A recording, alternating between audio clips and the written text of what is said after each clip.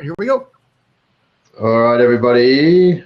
Hey, everybody. Welcome to today's Blab. My name's Andrew McCauley from Autopilot Your Business. And we are joined by, of course, my co-host, Will Hankey. G'day, Will. Hey, Andrew. So this is a show we do every Tuesday, every Friday. And basically what we're doing is we're just summing up what are the changes in online marketing, social media. We have enough content every 3 days to fill a half-hour show. And if you would like to jump in and join us, we'd love to have you on board as well. Jump in and just click on the little button, join us in there, and we're going to have a discussion. You don't have to come up with any new items. We've got a bunch of items. If you just want to partake in the conversation, we'd love to have you on board as well. And we're going to kick it off in just a moment with our first topic. It looks like a lot of Facebook stuff is going on this week. So if you've got an opinion on that, you want to just share some knowledge, or hey, maybe you've even got some new information you want to share with us, we would love to hear it as well. I'd love for you to be a part of it. Once again, if you want to share with everybody, you want to tell a little bird, then over on that side there, I think it is, you can click on the tell a little bird or tell your friends. It's not tell your auntie anymore, it's tell your friends. We'd love you to share that too. All right, Will, you want to kick us off with the first piece of funky news that we've got going on today? Yeah, let's start with Facebook, of course. And they've come out and added the 360-degree videos where you can upload those now if you have the right camera that can create those things. And man, those things are really cool. They're coming out with some really neat ones now.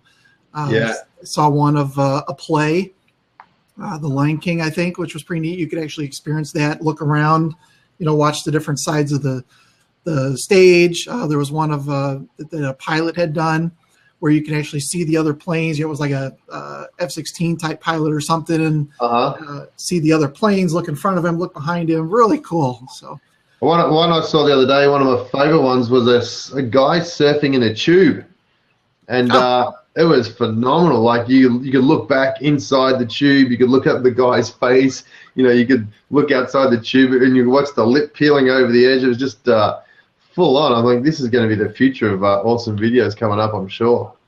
Yeah, it's pretty neat. So YouTube came out a couple weeks ago and introduced the 360 thing, and I think they had like a race car picture at the time or a video. And so in YouTube, you have to check mark a special box that says this is a 360 view upload, and I'm assuming in Facebook it would be the same way. The cameras to do it are actually fairly cheap. They're cheaper than a GoPro. There's one on Amazon by Ricoh, R-I-C-O-H, and they've got a camera out there for around $300, I think. Wow. I think GoPro, we're talking about bringing one onto the market too pretty quickly, so I wouldn't be surprised if that happens as well. Yeah, definitely. I'm going to go ahead and post this link in here too if anybody wants to read a little bit more about it. But I think this is going to be really cool, and some of the different marketing plays that people can start to use on it are going to be great. Some of the different things they can do there. Yeah, I think you're right. I think it's going to be pretty fascinating. Yeah. Pretty fascinating. And someone says, can't use an iPhone? Probably not yet. In fact, we spoke about that. To use an iPhone, I think what they need is is it 4 or 6 camera angles for this camera? Does this camera have 6 lenses? Is that how it works? And it records everything at the same time? Yeah, the one that's on Amazon actually just has 2 lenses, and it has a little bubble on both sides of it. So it may have several different lenses inside of that bubble. Right. So then it records a front and a back, basically. Yeah, right. Interesting. Yeah, okay. Yeah. Wow, cool. All right, what's next? What else we got next? Kind of excited to see how that goes. So Facebook has launched a new dedicated fundraiser pages, which is pretty cool. So if for nonprofits that are wanting to raise money, in the past there was a donate button, but it only worked inside ads. Now you can actually put it straight into your stream. So if you're running a specific campaign or something, you can post about it and people can donate straight from Facebook. That's pretty cool. I'm surprised it's taken them so long to be able to do that. We've always had the PayPal donate buttons going around. They've been around for years and years and years. And surprised that Facebook have taken their time to do it. I guess they're going to look at it and say, well, how do we make money out of it? What's the point? But it could be great for nonprofits and NGOs that need to get some donations happening. Yeah, I think it's a cool thing, and like you said, I don't know why it took them so long.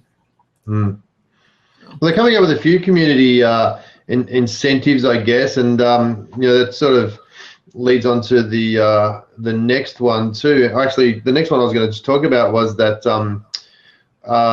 during the week. Is there any more you wanted to add to that donate button? Because I just wanted to talk about some other stuff that Facebook are doing as far as community awareness goes. Yeah, go on. So obviously we had the pretty terrible incident, situation, whatever you want to call it, in Paris last week. And I'm not sure if you noticed this, but Facebook launched their safety check. There was a thing called safety check. And basically what it did, it was pop up in your news feed. And if you had any friends that said that they were in Paris at the time, or they checked in anywhere near Paris, or their hometown is Paris, then it came up and it said, hey, these are your friends in Paris. These are, and they're either marked as safe or not accounted for, sort of thing. So I had 6 friends actually pop up, and some of them I didn't know they were in Paris, and they were. But it basically said this person, Sophie, is safe. So she obviously checked herself in to say, hey, I'm safe, or somebody else checked in for her and said she's safe.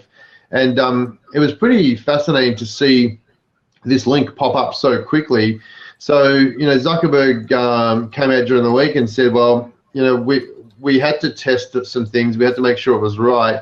But now, any human tragedy or any other tragedy that's happening like that, they're going to launch this safety check feature. Now, unfortunately, there's been another incident in Nigeria overnight, and he had to quickly put that up and make sure that I think it was Mali last night. So he's had to start acting on this stuff real quick. So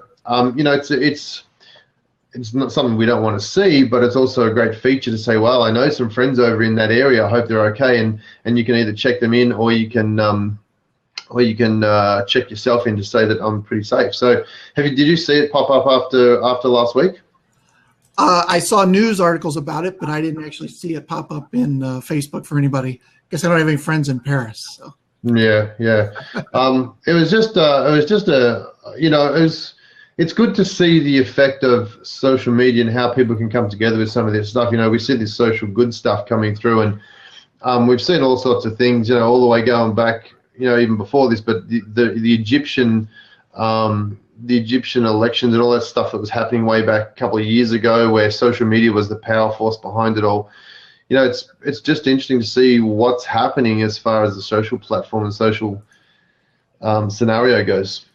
Yeah, Mary said she didn't see it either, but I think what happens is basically it just pops up and gives you an option to say I'm safe or I'm okay or something like that, right? And it posts to your screen. Yeah, it's a big thing. It's not just a news feed thing. It's actually it's huge. It's bigger than the news feed. It just takes up. It's like almost doesn't fit in with the shape of the Facebook layout. You got your specific layouts for your news feed, and you got your ads on the right. It's bigger than all of that, and it just bang, it's in your face, and it's at the top, and it says safety check. These people have been reported in the area, and it's pretty.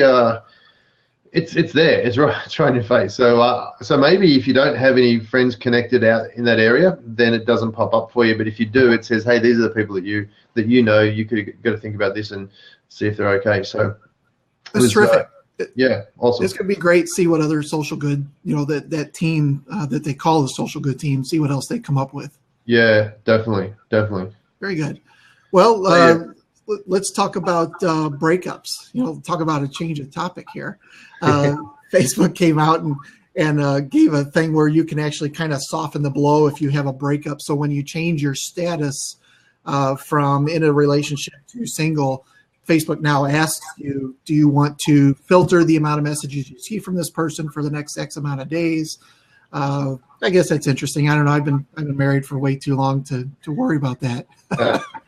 Yeah, I'm the same. I'm the same. I'm just digging while you're talking about that. I'm just going to quickly dig up and see if I can find this link. I'm going to paste this. I'm going to see if I can paste the link for you on the previous topic we were just talking about, so people can get to see what it looks like.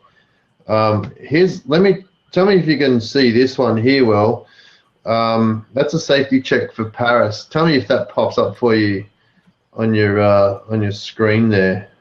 Oh, okay. Yeah. Very good. So that's what it looks like. So for anyone watching, you want to check it out, see what that safety check looks like. That's it there. Yeah, very good. Very good. Yep. So let's jump on and talk about the disappearing messages. So Facebook is now testing in France a Snapchat kind of feature, I guess, where you can post something and then you can set an expiration date on it, and it disappears after so long. So yeah, interesting to see that they're copying Snapchat, but just I guess they're watching closely what Snapchat's been doing and how it's growing and how the younger kids are doing it. If Facebook still want that market, then that's what they're going after. And I'm still one of those people that would like to see my message in case I need to go and see it again. Right. But yeah, well, let's watch this space to see what they do with that. But it's just going to open up. I think if it picks up mainstream, then I think it's only going to be good for Snapchat, because then people are going to understand how to use it better, and they may go back and play with Snapchat. Well, who knows? Now, Facebook about a couple months ago actually made a play to purchase Snapchat. I think they offered $3 billion, and Snapchat told them no. So they offered $3 billion, and then they went back and offered them 10, I think, and they still said no or something. Well, it's been valued at 10 now, and they've still said no. So interesting. You know what they said? Well, if we can't buy you, we'll just bury you. We'll create the same thing and bury you. But it's not always going to work that easy. Yeah. Now, from what I understand, this only works in the Messenger app, and after it expires, after so long of time, then it just shows up as an empty chat bubble where the message was. Mary says she's big on Snapchat. She loves it. Not a big fan on Facebook. I wonder if they're going to try and bring out another app, because we've already got 4 Facebook apps, I think, right now. We've got Facebook app, the Messenger app. We've got their other news feed one and one other. So crazy. I hope they don't bring out another one. You think they'd roll it all into one app, make it easy for us? Yeah, you would think so, right? Yeah, you would think. Yes, you would think. So we also have some news. By the way, if anybody wants to jump in and add something to the conversation, feel free to click on the seat there and jump in. Since we're talking about Snapchat, let's go ahead and talk about them adding official stories and verifications for celebrities, which is great. So kind of keeps some of the riffraff out and the fakers, right, and starts to verify. Now, I think Twitter came out a while back and said they're going to start letting Joe Average verify their accounts. So, it's kind of cool to see that Snapchat is going to do something with the celebrities, and at least for a start. I think verified is a big business coming up. It's as I said, Twitter. We spoke about Twitter, who are letting people pay for verification. We spoke about that on a show earlier. Then we've got verified accounts on Facebook. We've got verified people now on Snapchat. I think people want to become verified to make sure that they're the real person, that's the real you. How far is it going to go? It's not enough just to say that I am Andrew McCauley. I'm going to have to be verified as Andrew McCauley too. So I reckon down the track, I think it's going to be a big business. I think people are going to have a verified account for all of their accounts to make sure that they've jumped through a few hoops to verify that this is actually me and I'm speaking on behalf of me. And it's not. I don't think it's going to stick to celebrities. I don't think it's stick to. It'll start jumping onto everybody that just wants to be known as this is me. This is really me. Yeah, and I think that it's also going to bleed over to other websites where now we have login through Facebook, login through G+, those kind of things. I wouldn't be surprised to see an extra layer somehow in there where there's a verification step.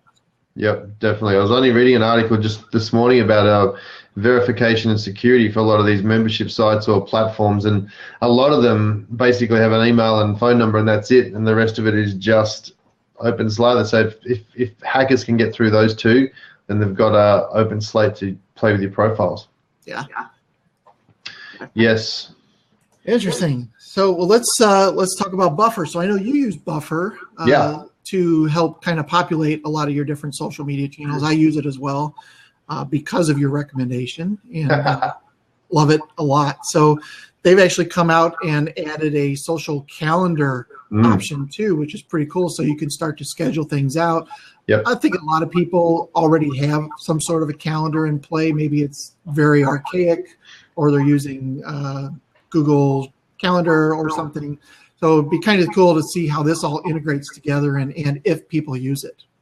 I like it. I like the fact that there's a calendar, because I can, I'll often schedule a week in advance or so, and it's good for me just to see what days I've got things coming out and where it is, and you can drag and drop it and move it around. So if I've got some different accounts that I'm posting from, I don't necessarily want to have, the same topic always come out on Tuesday on my Facebook page as it does on Twitter. I like to sort of mix it around a bit, so that if I've got people flicking between accounts, not that I'm expecting people to flick between my accounts, but just to keep it interesting, so that I'm not just posting the same thing blanket style across all of my networks.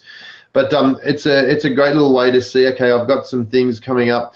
I've got a couple of clients that I do this for, and I can see quickly on a calendar, I can see exactly what days they've got space. So if they say to me, we want to do an email marketing campaign, we want to send something out, I might say, well, let's move some of your posts around on that particular day. Let's move them out of there so that we can concentrate on the message you want to send out to your people, and we can do some social media stuff around it, so we make it a concentrated day rather than having it mixed up with other stuff in there as well.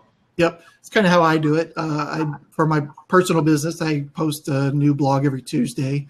So actually, I post them Monday evening usually, and then start to promote it Tuesday morning. So then when I post it Monday night, I can move them around to put it as the latest thing that comes out on Tuesday. Yeah. Across all the networks. Yep. I think it's a great addition to Buffer. Buffer's great, and they're very keen on making sure that they have a good product, and I think it's another good thing that they've got. They've also hooked up with what's a new Pinterest. I think they've got Pinterest. No, they have Pinterest there now as well, scheduling Pinterest as well. So yeah, it's been good. I think Buffer's doing pretty well so far. Yeah, so in weeks past, we've talked a lot about news and how all these different businesses are trying to get into the news thing. And now I see a couple different things related to calendars and stuff. And I just wonder if there's something else going on there. I think we have something else on our list about Square coming out with a new appointment scheduling feature as well. So that's kind of interesting to see how some of these businesses are wanting to start taking over our calendars, or at least knowing a little bit more about us from that angle as well. I don't know much about the Square appointments thing. What's give me the overall of that? What's that? It just lets you put your events out there where people can schedule an appointment with you, and then if there's a payment involved, they'll take care of that, of course. But it integrates with your Google Calendar. So you don't have to, if you're already using that, you don't have to create a new calendar. It just looks for the openings and says, Will is available tomorrow at 2:00. Do you want to schedule this time with him? And do you use Schedule Once at all? I don't use any scheduling. So what I've always done is taken my Google Calendar and embedded it into my regular website, where it just shows busy squares. It just shows me as busy or available. And it's always worked for me, but I can see how this scheduling thing may be something I need to look at. I use Schedule Once for this sort of stuff, and the reason I love Schedule Once, and I don't know what Square functionality is right now, but Schedule Once for me is something where if you and I want to get on let's say we want to have a phone call next week sometime, and instead of going backwards and forwards, and I'm like, Will, can you do Tuesday? And you're like, no, I can't do Tuesday. How about Wednesday? I'm like, no, Wednesday's out. How about Thursday? And it just goes on. I give you the link, and I can embed this on my website, or I can just give you a straight out link that sits on schedule once. And it's really good for interviews too, by the way. We used to use this for our interviews, Sean, and you may have come through it when you did when you did an interview with us on our TV show, Make It Simple. But you basically go to the calendar link, you look at the dates, just like you said with the Google Calendar. It syncs up to your Google Calendar as well. But the magic about it is that when you make a booking, it goes onto your calendar, so you've got a record of it. But you can schedule automatic emails coming out beforehand too. So, I can send you an email and say, hey, here's the interview, or here's what we're going to talk about on this call. Here's the links that you need to look at, or here's the information you need to check before you do it. Here's my number when you call me. I can send you a reminder an hour before, 10 minutes before, and then I can schedule out post emails too, like thanks for jumping on a call, let's catch up again next time, or let's go and book another time in, here's another link, sort of thing. So it automates all of that process without having to get on the phone backwards and forwards. And in fact, we don't even have to speak to each other until we do that call, that specific call. So if you're a coach or a coach or a dentist, a chiropractor, anyone that's selling time for money, then it's a great service. If you've got a service-based business, it's a great little tool to book stuff in for people making bookings. Yeah. Square does allow you to do some automated message. It's a brand new service, so I think it's fairly limited. Yep. But they also do let you control cancellations, which is pretty cool. So if there's a fee tied specifically to a cancellation, they'll actually take care of that as well. Really interesting. Okay. Yeah. Nice. Yeah. Schedule once is missing I think it's missing the good integration of paid stuff, but you can always put a PayPal link or something in there as well. Right. Yeah. Cool. Okay. Yeah. All right. Yeah. Well, let's move on. Let's see. What else do we got? We miss anything with Facebook? I don't think we did. Yeah. The disappearing messages. Oh, we spoke about that in France, right? Yeah, we got that. Yep. Yeah. No, I think it's Instagram. Yeah. Instagram is getting a lot more strict with their third-party apps. So they've come out and said that they're not, like cutting any apps off right now, but they're going to start being a lot more strict about who has access to their platform, and specifically for things that take people off of their platform, which we've always talked about on our show, how these people, these different businesses like to keep their users on their platform. So it's good. I think they're going to start kind of cracking down on some of these ones that take them to another site. I use a third-party Instagram app, and I know Kenny's looks like he's big on Instagram and some of those other tools too. But I use a third-party called Patagram. I have 2 or 3 different accounts that are hooked up. Basically, it lets me look at all my accounts without having to log in and log out. And so I use that to check what's going on with both accounts. But I also know that you can also now schedule with Hootsuite your Instagram images and stuff too. So I wonder if that is going to be affected as well, because I'm not sure if this new rule is only end users where they're grabbing the feed from Instagram and delivering it to people, or it's the other way around where I'm posting to Instagram using the API through Hootsuite going in rather than coming out. So I don't know if that's going to affect it. I hope it doesn't, because I'm actually enjoying using Hootsuite and setting up some of my stuff through my Instagram stuff through Hootsuite. So it'd be interesting to see how that works. I don't know if it's a 2-way API or a 1-way API. Yeah, they didn't come out and really say much more than the fact that they're starting to crack down on it. Yeah. Yeah, I think they start the review process on December 3rd, and they're not going to finish it till the end of June next year. But in the meantime, there may be some apps that disappear pretty quick if they're dodgy. So I'm guessing that we could start seeing some interesting things happening in that space as well. Right. Yeah. Yeah, it will be interesting. Let's see, just a couple other things. These are more digital marketing than they are social. GoDaddy came out with a SEO related thing for their users, more like a dashboard, and it has a FAQ, things like that. Teaches some of their users, I'm assuming they're hosting users mostly, some different things related to SEO and things that they can do to help get their search engine marketing a little bit higher up. Yeah, Inch, have you had a look into it much? I know you're big in SEO. Have you had a look into what that dashboard does and doesn't do? I have not. Not a huge fan of GoDaddy, especially for their hosting. It always seems like a lot of my clients have a lot of trouble with it, and I think you've had that same experience as well. Well, I think they're one step up from HostGator. So, did I say that? Sorry. Yeah, so it's kind of interesting that they come out with this, but I mean, SEO has been around a long time. They're just now starting to teach their users how to do something with it, and SEO is, in the last several years, it's also just kind of become a thing where, there's pretty much a locked set of steps that you do, get your heading tags, get your title tags in order, that kind of stuff. So I think they're a little bit behind the 8 ball on it. Yeah, SEO is, I think SEO might even disappear from the dictionary pretty soon, because you and I know it's more about, if you do good stuff, if you write good content and people want it, then it's going to work well for you. There's no tricks anymore, not a lot of tricks anymore. It's going to be challenging. And it's interesting that just 2 or 3 years ago, not a lot of people knew what it was. And I spent a lot of my time educating business owners what in the world it is before they could even think about purchasing something from it. Well, it's funny right now, and funny you say that, because now I'm getting, people saying, "Oh, can you build a website? And we want you to do SEO. Can you do SEO on my website?" It's like, you know what? You missed the boat on that one. Yeah. We can certainly help you, but SEO as a standalone service, it's a dying service for most people out there right now. Yep, it's pretty much there's pretty much a set standard that these are the things that you do before you hit publish. Yes. And write really good stuff.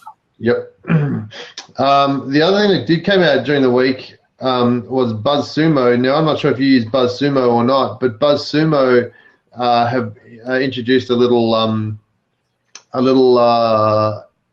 Chrome extension. Now, Twitter today, in fact, we haven't mentioned Twitter much at all, but Twitter today is stopping the counts on your tweets, Twitter count. So if you've got an article, the share count. So if you've got an article and people are sharing that article, and you used to be able to see how many people have shared that article, today is D-Day, gone. Wow. See you later. Not happening anymore for Twitter.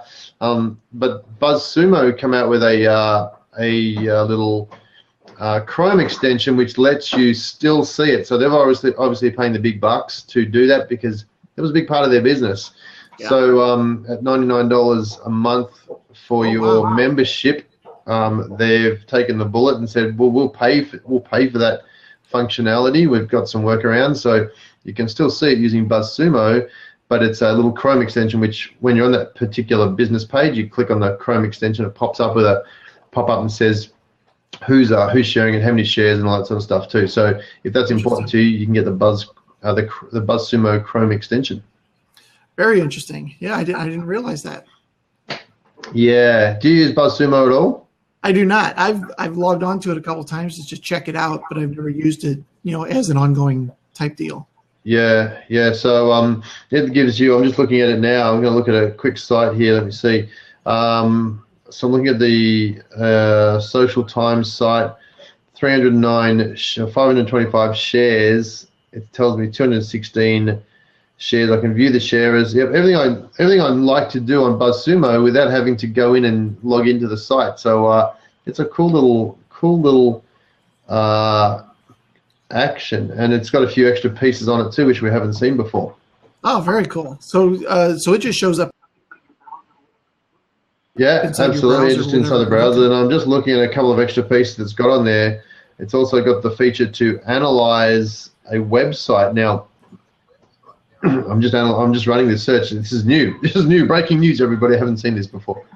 It's running a analyzing the adweek.com website right now, and it probably takes a minute or so to run, but it lets you have all sorts of information about that website. And in a second, I'm going to tell you what it is, because it's still running it. Here we go. So basically, it looks through all of the shares of this particular website, this particular service. It gives you the average shares by network. So on this particular one here, Facebook is way more popular than Twitter, and then LinkedIn. Google Plus and Pinterest hardly rates a mention. So I'm guessing this particular site doesn't have a lot of images. And then it's got average shares by content type and breakdown of each individual platform as well. So a how-to article is the biggest one that's been shared on this particular site. This is pretty cool, you know. This is a great reverse engineering tool, because you can look at your competitors and see what are the things that are being shared, or you go and look at a series of competitors and see what are the types of articles that are being shared: how-to articles, list articles, why posts, what posts, infographics, and videos. Interestingly enough, infographics and videos are the lowest shared on this particular site. And then they give you a breakdown of the days too. So I'm loving this. So it gives you a breakdown of the day. Tuesday is the biggest day for people to share. Saturday and Sunday is the worst, but Wednesday is the worst by far in the middle of the week. Wow, what a great amount! You know, the amount of competitive analysis you can get. Totally, yeah, really. So there you go. That's breaking news. I just discovered that. They may have had that for a while, but I've just discovered it, so it's news to me. Yeah, and then the last piece of information that we have is about Amazon. Just an interesting article that I saw the other day that they've built a $7 billion side business with their cloud offerings. I think I've given them some of that $7 billion. Yeah, it's pretty interesting that they've they actually, according to the article, they actually were worried about Microsoft when they first started doing it, and they've just blown them out of the water. So. I really don't think the future looks too rosy for Microsoft, to be honest, but that's just me. Yep, that's just me. Well, that's all the stuff we have. We will be back Tuesday. We'll be back on Tuesday. Today's Friday, Tuesday. Thanks for joining us. So have people pop in and out. That's great. If you've liked the show, we'd love you to share it and be back again when we're on next Tuesday, 10:30 Pacific, 12:30 Central, 1:30 Eastern. Thanks for joining us. Thanks, Will. Yeah, I've just pasted the link in the app or in the chat over there for next Tuesday's blab, so you guys can go ahead and subscribe there as well. You're awesome. You're on fire. I love it. All right, man. Well, have a great weekend, and we will talk Tuesday.